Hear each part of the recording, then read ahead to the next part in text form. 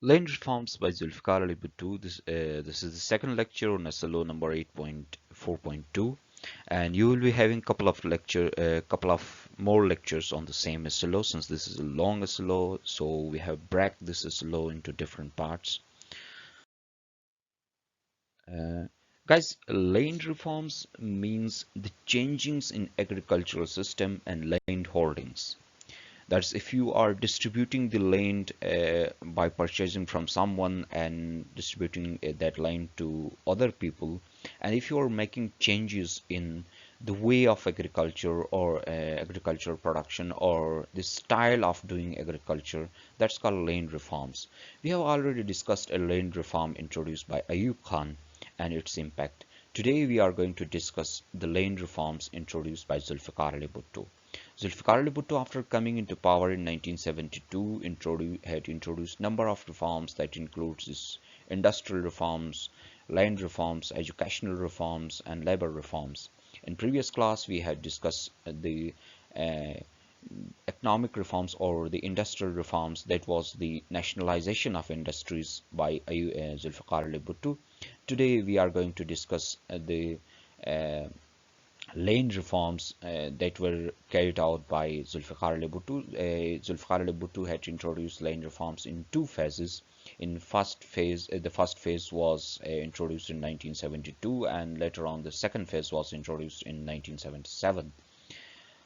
Uh, the major changes that were introduced by Zulfiqar Ali Bhutto were the land holding was fixed at 150 acres. Previously, it was 1300 acres for unirrigated, and for irrigated, it was fixed at 100 acres in second phase.